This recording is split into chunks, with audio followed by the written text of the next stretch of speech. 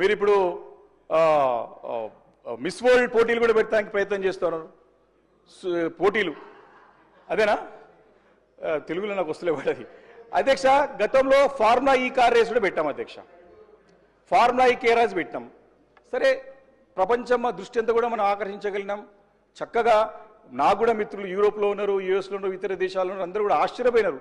అరే, car race కూడా పెడుతున్నారు హైదరాబాద్ నగర్లో, అంత నెక్స్ట్ లెవెల్ పోయిందని చెప్పేసి సంతోషపడ్డాం అధ్యక్ష. అధ్యక్ష, ముఖ్యమంత్రి గారు కూడా ఒక మాట చెప్పినారు, నాకు మంచిగా అనిపించింది. ఇట్లకెళ్ళి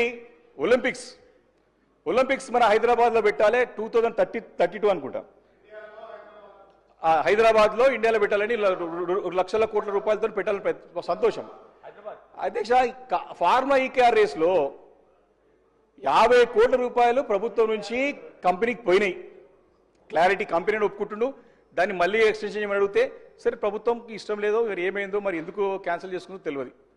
50 కోట్ల చుట్టే తిరిగిరు. 50 కోట్లు ఎట్లా పోయినాయి, ప్రభుత్వం నుంచి పోయినాయి, అంత క్లారిటీ ఉంది అంతా కూడా. అంటే 50 కోట్ల గురించే కంపెనీ పోయింది, ఒప్పుకున్నాడు, మళ్ళీ ఫార్మా ఈ కార్ రేస్ హైదరాబాద్ పెడదామని చెప్పేసి ముందుకు వచ్చినాడు. కానీ మనం దాన్ని ముందుకు పోలేదు. కానీ ఒలింపిక్స్ పెడతా అంటున్నాం లక్షల కోట్ల రూపాయలతో. ఏమని సందేహం వస్తుంది అధ్యక్ష? నాకు ఒక సామెత గుర్తుంది అధ్యక్ష. గూట్లో రాయి తినేవాడు ఏటి రాయిస్తాడని చెప్పి, గూట్లో రాయి తినేవాడు ఏటి రాయిస్తాడంట.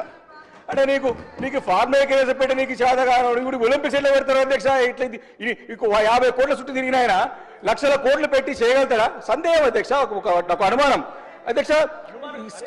స్కిల్ యూనివర్సిటీ గురించి మంత్రి గారు చాలా ఇంట్రెస్ట్గా